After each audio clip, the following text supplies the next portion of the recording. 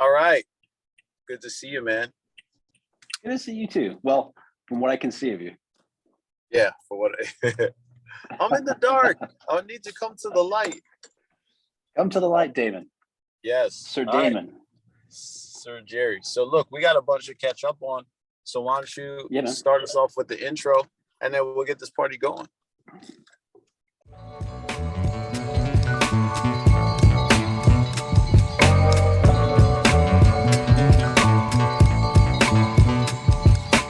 All right, so ladies and gentlemen, welcome to the Foxy and Faith podcast. Two fathers exploring the journey of fulfillment and finance in a world of craziness, trying to bring some order out of chaos with a little bit of humor.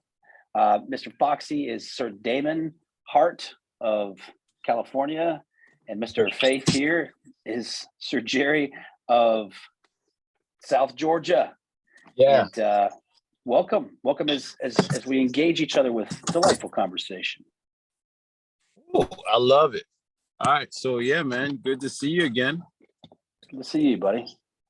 Yeah, I'm here. I just got back from the gym. See you, buddy. Hanging out with my getting gains.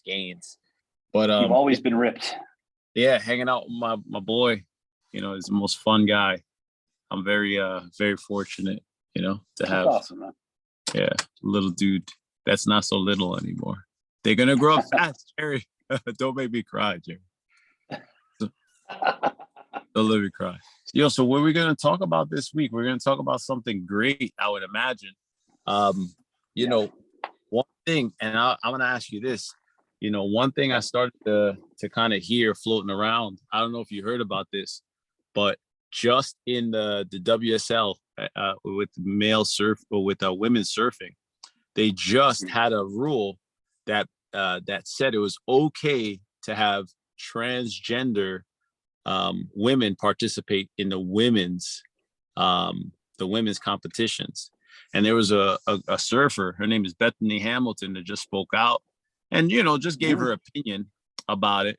But I thought it'd be kind of a cool thing to kind of just talk about, not so much around faith or finance, but just kind of more like trending topics, because I think I think the transgender and equality conversation comes up often, and I'm curious to hear kind of like just I don't think we ever talk about it, right? Like your take on just like, let's just keep it simple, like at sports. What do you think about sport and women having, and transgender persons being able to, participate in women's sports? Well, to be just simple and honest, I think it's ridiculous. I think it's I think people have lost their minds. I mean, really, it's ridiculous. If there wasn't such an obvious biological difference between a natural born male and a natural born female, there would be no need to separate athletics into these two groups: men's basketball, women's basketball, men's surfing, women's surfing.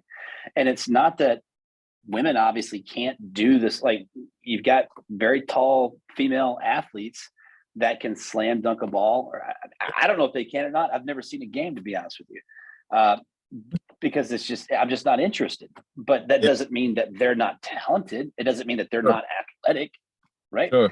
But just the obvious, the shortest distance to the most basic conclusion is that it's obvious. It's not fair. It is not fair for these young ladies that they have an opportunity.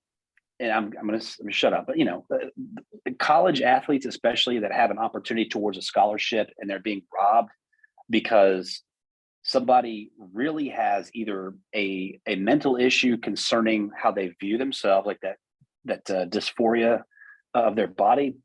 That's just unfair to the person, to the lady that has worked hard and trained hard, and now her spot is taken because this guy, and he's a guy, this male says, "Oh, I'm a girl too, and I should be allowed to play with them because we're equal." It's like, no, you're not. You are not physically equal.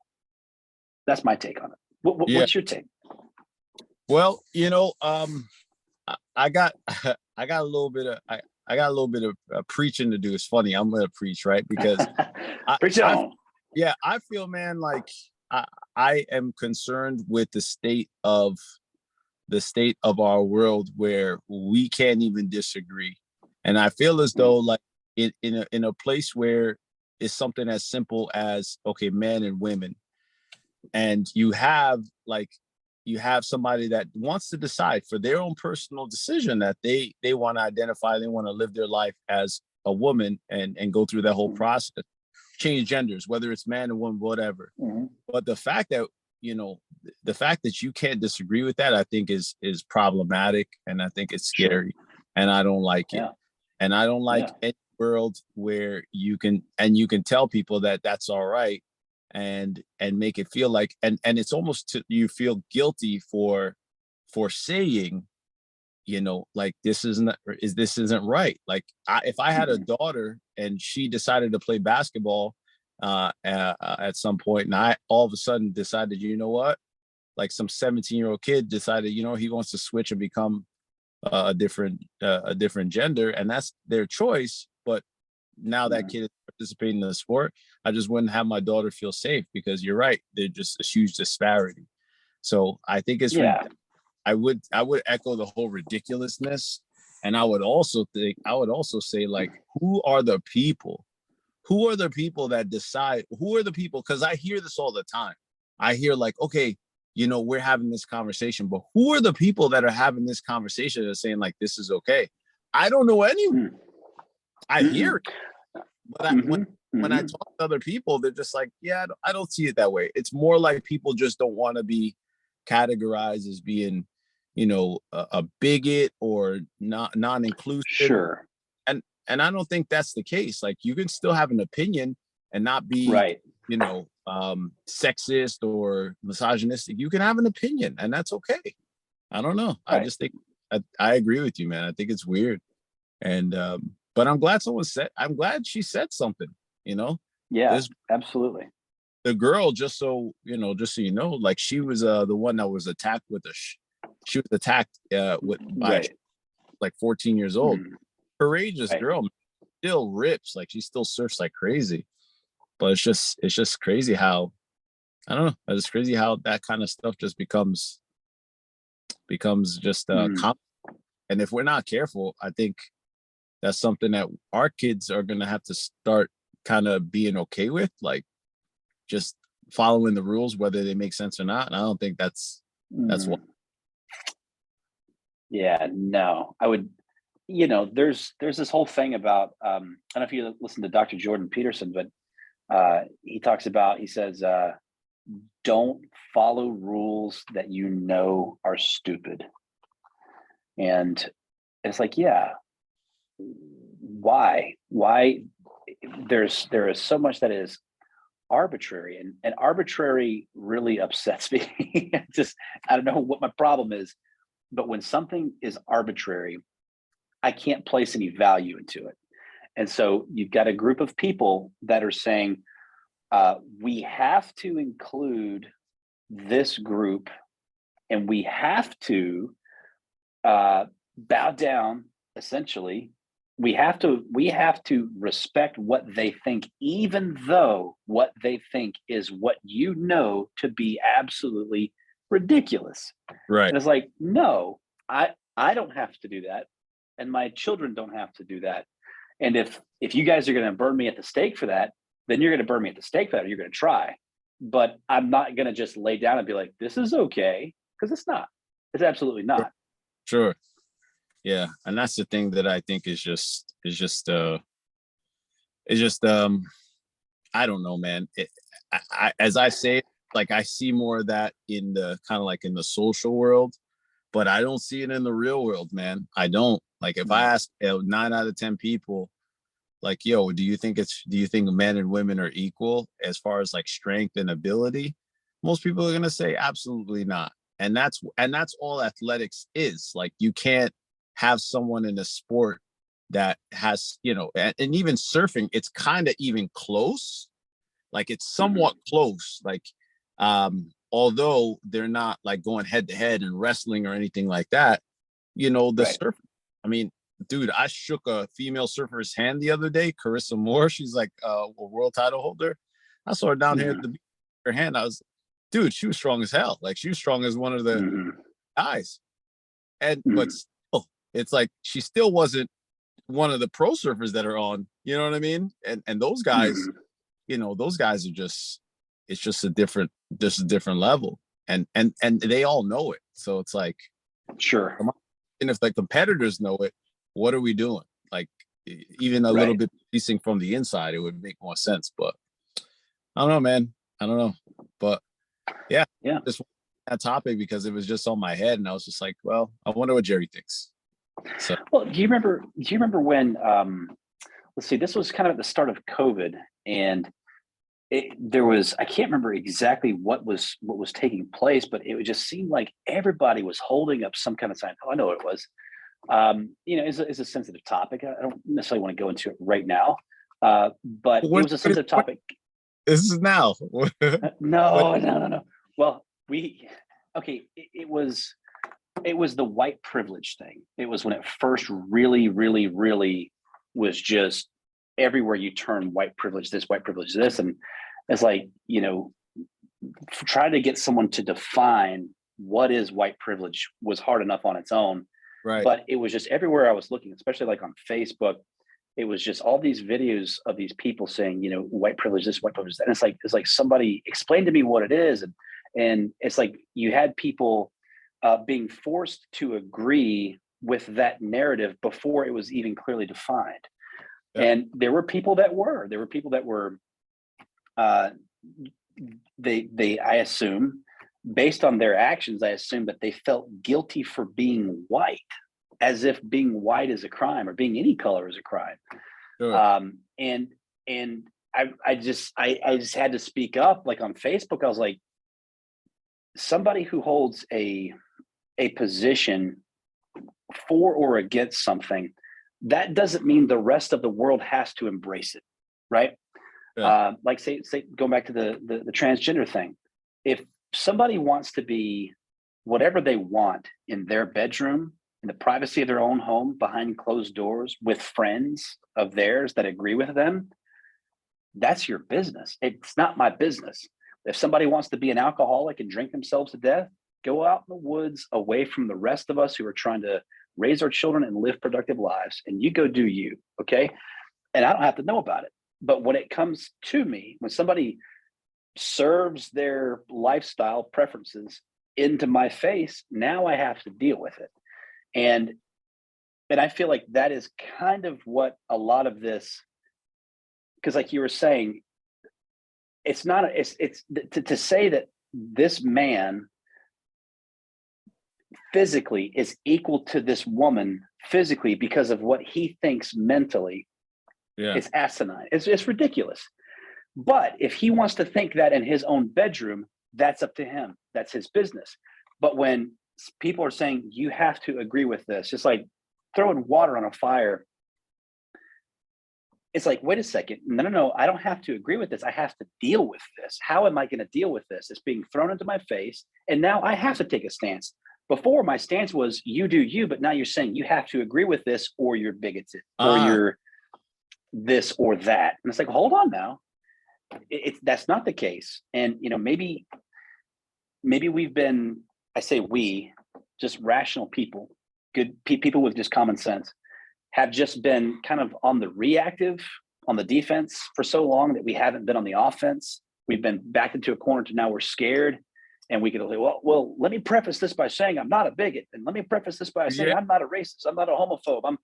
Let me preface, wait, why aren't we just disseminating information that it's just good common sense? Because apparently it's taking a hike. Sure. And there's even a term, and it's like the cancel culture. But my thing is like, who's the person that's canceling? Who's the person or the group that decides what's right? Like that to me is concerning, because again, if you like, even back to the whole like, COVID-19 thing, like when you met anyone, they were, I don't want to, and it's old news now, but it's like no one wanted to wear a mask. No one, anyone. I mean, we live in the great state of Florida, great state of Florida. Nobody was wearing masks. No one's wearing masks. Said it on the news, like it's the wild, wild west. But you know what? Like people went to the beach. We had a decent time, and no one, like we had the lowest rate of COVID, whatever. So it's like, I wonder, that experience, it kind of showed me that, how things could be a little bit, what's that word? How they could be slanted towards one way in certain media. And I believe that too. Like, yo, you should be able to do whatever you want. Like, this is what makes this country great. The fact that we have space and I guess like the liberty, like, people think like, oh, it's just America, you could do whatever. No, we have a certain document that says, hey, this is what you're entitled to do, and we have courts that's supposed to hold that. But now, I don't know. I wonder what it is that I don't know if I can quite put my finger on it. I think there's a lot of like outside powers kind of affecting what we do, because our media is not what it used to be. But at the same time, I just don't think it's as bad as people think it is. I don't think the guys wanting to be or women wanting to be men is as high as people say it is. I don't believe that kids are trending towards becoming switching their genders as much as they are. I don't think that's a thing. I think it's just becoming more popular because you keep repeating it over and over and over again. Yes, agreed. I just don't see it. I agree. There's, not to get all biblical or anything, but there was a time where God said, here is this and it was very rigid. I mean, trust me, I don't want to go back to that, because all of us in church, we've all said the same thing. We're so glad that we live on this side of Jesus, because if we had lived on that side of Jesus under the law, none of us would have made it. But the point was, if somebody, like say murder, for example, right, like murder one, right? Murder in the first, premeditated murder committed in the daytime, even. That person, that individual that was caught red-handed, okay, they were to be killed. Like, and there's no question about it. They were to be killed, but the point is, and he would underline this, and he would say, so that all of Israel will hear about this and fear, meaning don't repeat this. This is an example of what you don't want to repeat. Don't be this guy, right? And now in our country, in our society, anything goes. You can just, so many things are just backwards. Just so many things are backwards, and I don't want to get on the soapbox or anything like that. But if you murder somebody in the first degree, in some places you could be executed. In other places you get 7 years, just 7 years for a life, and you go to jail longer for tax evasion than you can for taking a human life. So I have more incentive from our government. I have more incentive to take a human life than I do to avoid taxes, or when I say taxes, I mean like a general fraudulent scheme. And I'm not a lawyer, so I'm not giving anybody legal advice. I'm just saying. We know that. Yeah. The disclaimer. Roll the disclaimer here in the video. Roll the disclaimer. Foxy and no, we know that. Yeah. So let me all right. So let me ask you this, right? When you look at then, like, okay, so that's kind of like the political climate. Do you think that as a result, it has become more difficult for folks do you think it's easier for people to make it in business now? Because I hear different things from different people. Do you think it's easier to make money now in business, or do you think it's more difficult, in your opinion? Just your perspective. So, and this is, I'm not somebody that makes a ton of money. Now I'm flipping stuff on eBay right now. So I've got some streams of income coming in. But okay, so for the person that wants to, let's just say career, not necessarily like a hustle, but like a career. For somebody that wants to be a teacher right now, I think this is one of the worst times to be a public school teacher. One of my friends that I work with, his wife is a first year public school teacher at a state funded local school that is a pre-K, school. Okay. Pre-K is, 4 years old. Yeah, babies. She had a student in her class threaten her with a gun. He said, I'm going to go home and I'm going to get my gun. I don't know if it was the next day or later that week. He comes in and he had a gun in his bag. Now, the school told her, because she didn't know the difference, but the school told her it was a fake gun. That is hard. Wow. So, okay. But being someone like me, I buy and sell video games and stuff online. I don't have a problem. I don't have a problem before COVID. I don't have a problem now. And I say COVID because that's when really a lot of this stuff was really getting stirred up. You're talking about outside influences, my friend. I couldn't agree with you more. I think that there, and I don't want to get all conspiracy guy, but I think that there is sufficient evidence that there are players stirring the pot. All of this that you're talking about, this is on purpose, by design, with a specific goal in mind. I don't think that this is. I mean, yes, you have society on a natural decline. I think all societies, all empires have always done that. There's always a natural decline because it's a bend towards sin. Yes, I said it. It's a bend towards sin, which is to drift away from God, right? And so the more that an individual, or the more that a people, the more that a family, the more that a business, the more that anything drifts away from God, the worse off they become. Their integrity starts to crumble. And then your foundation, and I've seen this firsthand, I'm sure you have too, or maybe you have a better experience than I do. But if a company starts to hire people with little to no integrity, right? The quality of the people that a business or a company will hire will determine the trajectory and the value, or the quality of the business, based on the values of the people that are supporting the business. 100%. So if you got dishonest people, it's like everybody is holding up part of the bridge, right? And if this person has no integrity, he's like sand. He or she is like sand. And so when the company needs that person to be a support, where's their foundation? They don't have one. It's all sand. So that part of that bridge that we're all holding up, that comes tumbling down, and the rest of us are holding up this, this moral pillar. Yeah.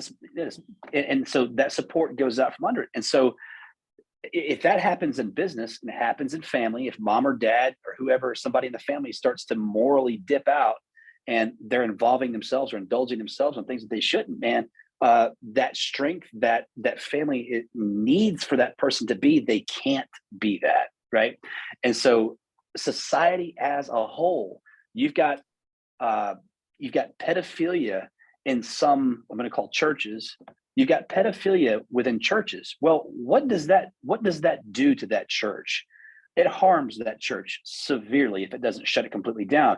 And what does a church that even atheists, even Ben Shapiro, who's he's Jewish, he acknowledges that Christian churches in communities help that community, right? It brings morality, it brings stability, it blesses families. Mm-hmm. And so if you've got churches that are just crapping out, what is it doing to those communities? And it all starts to crumble. It's all because of sin. And so, and obviously when I say sin, I mean the things that God doesn't like. Not going to church on Saturday or whatever some people want to say this. But anyway. Yeah. We'll let everybody leave the interpretation of like what that is, but you can have your own, textbook. But like, I get it. I mean, I understand and I agree that, there has to be a place, because for like, I guess, like a moral code or like a moral compass, because without it, everybody just doesn't know what's right. Like everybody has to have right and wrong. I guess the example was or is like how you kind of raise your kids or rear your kids. Like if they don't know what the boundary is, then you really don't know. They can't say, well, okay, well, what's the standard that I hold myself to? Well, there is no standard, then it's chaos. So like I understand that. And I was just thinking like, around business, I see that, business is a place now that I think there is still a tremendous amount of opportunity for sure. I just think Mhm. that's going to be a different approach. And I think it's so Mhm. important now more than ever for people to understand the power of like connectedness, because I think we're on a Mhm. to have that many more ways for us to be disconnected, because that as we're disconnected through all these different things, like social media is not a way to necessarily anchor each other. It's like a way to just kind of Mhm. get information from each other. So it's essentially a Mhm. communication. It's Mhm. not Mhm. connected, not like me and you being there.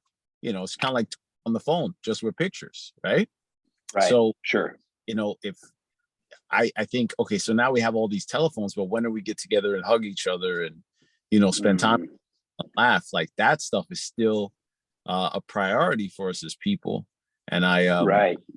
in business, if you can find a way to just continue to infuse that, and around technology too, because I don't see that going anywhere. It's like, and we don't want it to. It's you know, Sure. I I think Sure. we find a way. So for anybody that's listening to this podcast, I just want to let you know, like, we appreciate you taking the time out to listen. Absolutely. These two guys,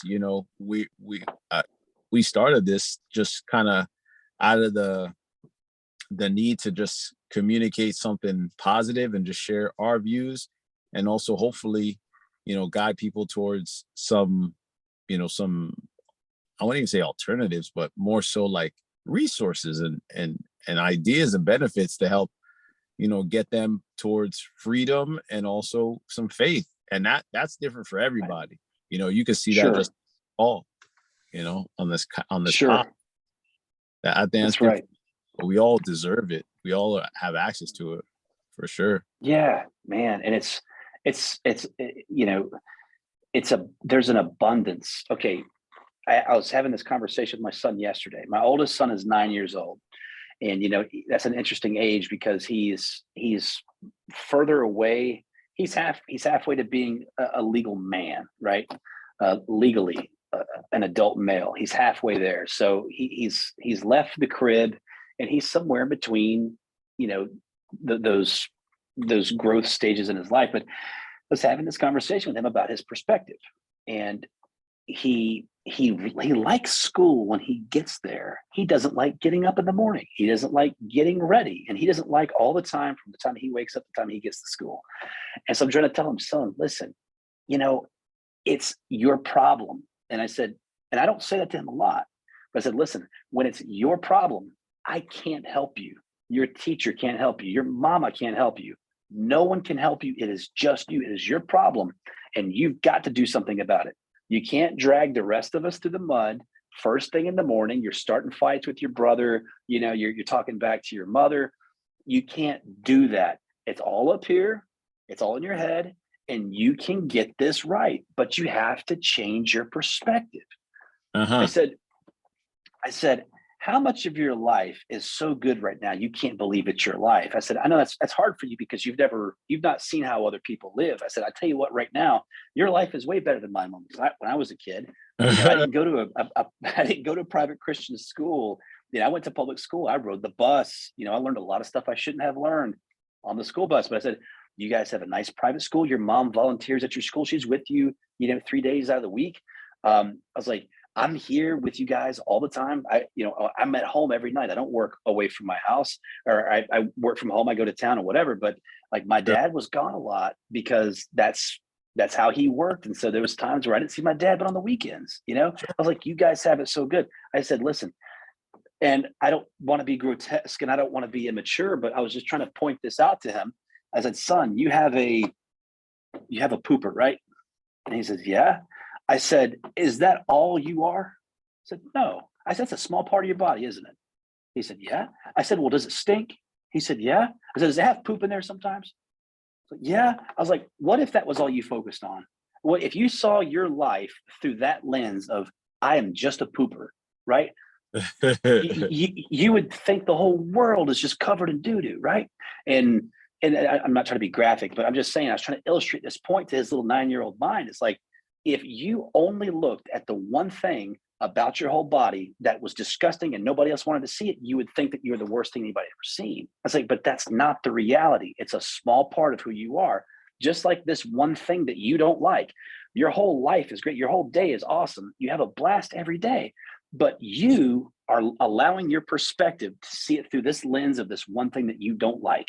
So here's what I would say to that, and that's awesome advice. But would you also think too, like even you're explaining that to a 9-year-old, wouldn't you also think too, even as we get older, we still there's so many times where you don't see it until someone else points it out to you. Like, I think that's just a value, that's a great thing, because with a dad, you're always in that space. We're always in that space where we can contribute. I had something similar, hey, with Kisan, and he was just like, yeah, like, dad, like, hey, I'm working on this and I'm working on that. My friends all of a sudden they're like, hey, I'm not sure if he's like, we just don't see you here anymore. We don't see you in there. He's just like, because I'm busy.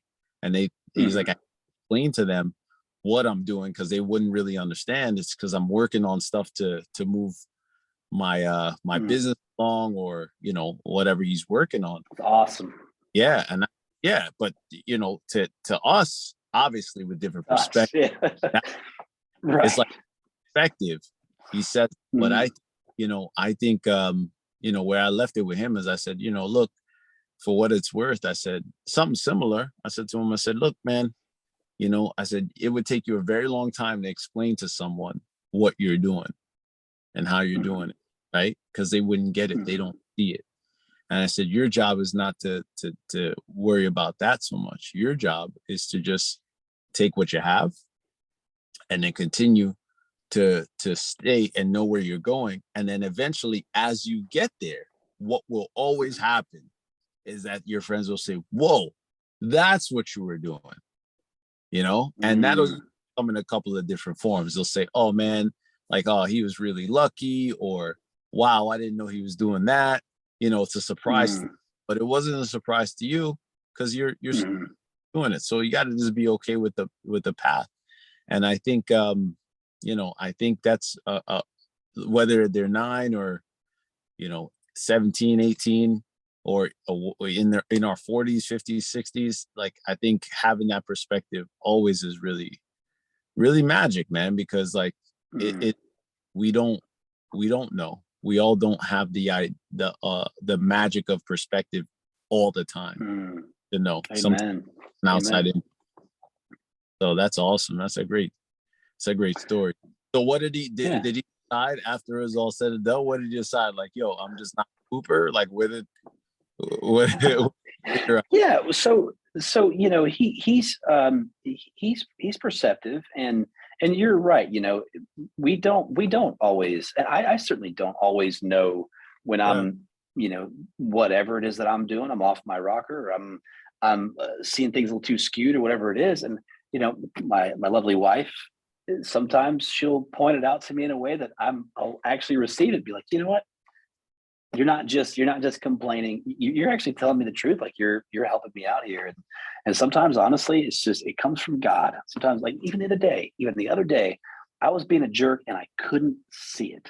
I couldn't see it because I honestly thought that I was doing the right thing. And then it was just like a little while I go into my bedroom, and it's just like I felt like God was like, no, that's you. And I'm like, oh, sorry. And then so like I bought her some flowers and I got her some dark chocolate, and and she's like, where did this come from? I was like, well, I realized I was being a jerk. She goes, how did you know? I said, the Lord told me. She says, oh, well, good. So, but no, he did. Yeah, absolutely.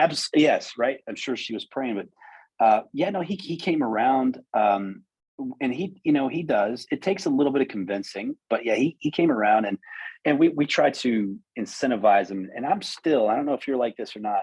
I'm wondering if are my incentives for him, are they necessary? Because my youngest son doesn't have this problem, right? He doesn't kick and fuss when it's time to go to school. He's more laid back. But Vaughn, we incentivize him with roll ups. So listen, Fruit here's the roll-ups. deal. Yeah, trying Yeah, to. that's just yeah. You would get me at that age too, with fruit roll-ups, hands down. So the idea at the very least is not to bribe them, but to incentivize them. Mm, It's like and to train them, right? Because you do that so many times. It's like, Vaughn, if you will get up in the morning and you'll put your clothes on, you brush your teeth, you get your breakfast, and just head out the door without fighting, arguing, and causing all this drama. At the end of the day, we'll give you a fruit roll up, man. And that's what you've got to look forward to. Anytime you want to be negative about this or that, you get a fruit roll up at the end of the day if you change your mind. And if he does that enough times, eventually he'll forget about the roll up and he'll just keep doing, because that's all, it's a habit. He got into the habit of complaining.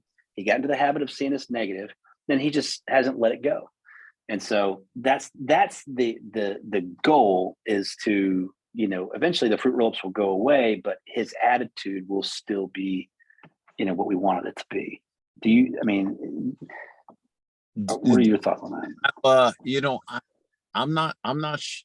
I can't. So I don't know if I would speak on if it would work or not. But I think you also know your boy, and I think there's something to that too. Like, you got to know your kid's personality, and I think we know our kids' buttons because we installed them, and a lot of times they got the same buttons we got, so we know. Yes. You know, I look at Hassan Yeah. now, like, holy shit, like he looks like he's like a smaller, good looking haired, full of hair kind of guy that he's just like me, and I'm just like, Yeah. with his own personality, of course, but there's a lot of traits that I can see in myself, and I'm just like, that's not so bad, Yeah. it's pretty cool and it's fun. So you just I think with the kids, man, all we can do is just I don't know. I say it all the time. Like, my goal above all else was just to be there and share with them the best I can, and Hmm. help them to prevent not prevent the mistakes, but I kind of guess, like, accelerate past those things. Like, why waste Mm. time looking at Yes. things, when you could just have someone ascend you past it. And that's Mm. where I think the power of, like, mentorship. And if we're talking about fatherhood or business, it's like mentorship, Hmm. because, like, I feel like the places that I excelled the most in business was when I had really strong mentors. Like, I had my first mentor that, like, he really just kind of taught me to get out of my own shell and help me to just understand the art of selling in real estate. And then from there, I learned, the probate business from a really strong mentor. And then now I'm in a space where, other coaches that I have and mentors are teaching me how to, like, formulate, and show me, not just teach me, but show me how to formulate a business and marketing, things that are just, you just think like, oh yeah, I got it all figured out. But then you realize you get around somebody else that really does it at a high level, you know, like we have, with experience, and it's just like a light switch, because you can take whatever Mm. you're through and move it right through there. And I think Mm. it's an interesting duality, like that we have with, like, being a father, and, like, also, like, the whole mentoring. I think that's a really cool part of life. And I don't know, man. I think I don't know. Well, what's coming up for me right now as I'm talking is just like, how many people actually in their lives can say they have a mentor? How about that one? Mm. That's How great. Yeah. people in their lives, like, like, how many people would say that they had somebody that, like, they wanted to get to a certain destination, a goal, or what have you, and they identified one person or a couple of people and said, hey, teach me, give me your Mm, advice, depend on them. How many people had that in endeavor, and how did it turn out? That's what I'd be curious. Versus like just not just going out there and doing it without. Like, how did that turn out? That's what I'd be curious to hear, mm, right? And see what that's all. mm. Because I bet you there's two different worlds. Because shit, I can tell you, Jerry, the times where I try to do it myself, maybe it was my pride or maybe just being not thinking I was even worthy of getting the help. Anytime I try to do it myself, Mm. man, I would say I got it done, but it dang sure took me way longer, and it didn't turn out the way that I thought it was gonna go. 100%. Yeah. Wow. So Yeah, I that's don't. powerful, man. Yeah, I wonder. Yeah. I wonder. Yeah, I had a the only mentor that I've had as far as something in my own life that I'm recalling. Um he's my dad's best friend, and when I announced my calling to the ministry, I needed, it's such a it can be a dangerous thing for a young man to go into something like the ministry without any kind of mentorship, because I mean you can hurt people, and I did. I kind of accidentally hurt some people. I hadn't really had that many opportunities to try and preach. So when I did, oh, it was it was kind of bad. But I had this guy. His name's Roger, and he would just let me talk to him about stuff that I was going through in a very non-judgmental way and give me guidance, from a perspective that he's already been there, and that was invaluable to me. I mean, I those times where I was able to really lean on him, and for him to see me through it, through some of those issues, and then also kind of prepare me for other things that were ahead and give me a perspective that I couldn't have on my own. And my wife can't give me this perspective in this particular way, because it's very specific uh, to the subject, and Yeah, it's reserved for only those who have been there. Um, right. so I mean, incredibly invaluable. Uh, I because as you're talking about it, that makes me think, like, man, like I actually feel really bad for people that have not had a mentor. I mean, Sure. it's a lot. I mean, like with playing guitar, my mom taught me like the basic chords, and she showed me a few little doodads and stuff, little guitar runs and stuff like that she knew. But then from there on, it's kind of like on my own, because I eventually I surpassed her ability, right?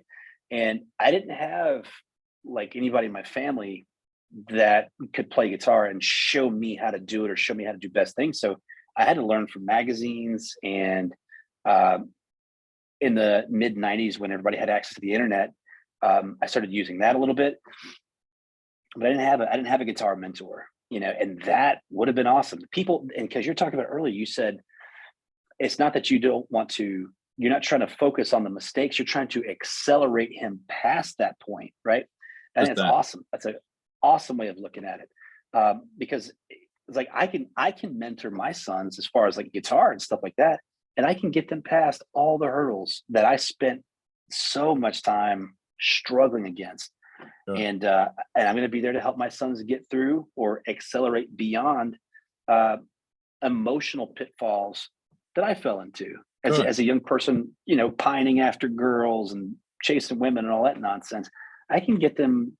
I can show them the quickest and the shortest route past that, so that they can grow and mature, so that they're not going to fall into those pits. They Sure. might make other mistakes and do other things, but they're not going to.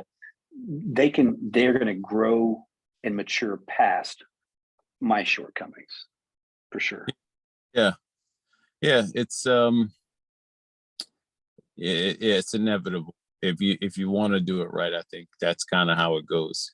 But yeah, that's awesome, man. That's awesome. That's a good point. So what if we kind of ended on this? Like, what's the Okay. what's the one thing that you would kind of give everybody for this week as a takeaway? Because I mean, we talked about a lot of different things today, obviously, but what was the one thing that kind of popped up this week that you would want to leave everybody with, kind of like as a anything? Okay, I'll try and be as brief as I can. There is a lady, and I wish I'd written her name down because she's awesome. I love her videos.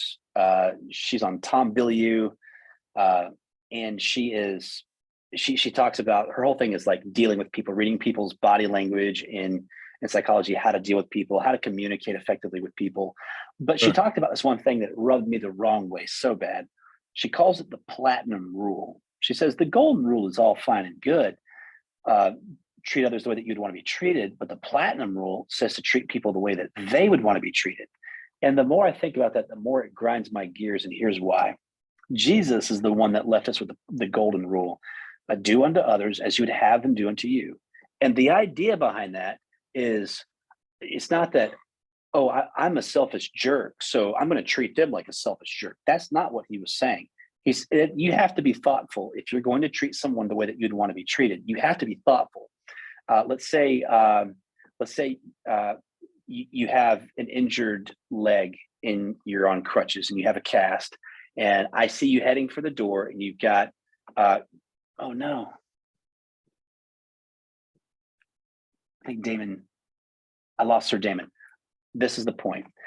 I would do for Damon, I'd do for anybody the way that I would want to be treated if I were in his circumstances. Or anybody's. So let's say Damon's got a broken leg. Okay, so I see Damon going for the door. How would I, if I had a broken leg, how would I want people to treat me? Just with some dignity, with some respect. Just open the door for me if you can, right? But if somebody has a delusion, and let's just say that they are, this transgender person that thinks that the world owes them everything and they got to compete with women and so on and so forth. And I had these dreams of grandeur and I'm all this and I'm entitled. Well, the golden rule doesn't say that I ought to give them everything that they want. That's not what the golden rule says. The platinum rule says that, and it's wrong. The golden rule says, if I were in a fault and I was of a mental delusion that I was entitled to everything and somebody else knows better, how would I want that somebody else who knows better how to treat me? Meaning, be gentle. If you're going to correct somebody who is doing wrong, treat them in that correction the way that you would want someone else to correct you, to be understanding, to be patient with them, to be kind, point them in the right direction instead of just cursing them and cursing their darkness. Light a candle for them, right? Because ultimately, if I'm in the wrong and my shoes are untied or my fly is open or whatever, and I'm being a jerk or whatever, and I can't see that my wife can, I would appreciate it far more if she thought of me, the golden rule, and said, honey, can you dial it back a little bit? You're not being so nice. It's like, oh, thank you, sweetheart. I didn't realize that, that kind of thing. But either way, I hope you all have a great night from Sir Damon of California, from Sir Jerry of South Georgia. We hope you guys are blessed, and we would love to leave you guys with just something positive. And hopefully you found that in this podcast. And we say good night from all of us.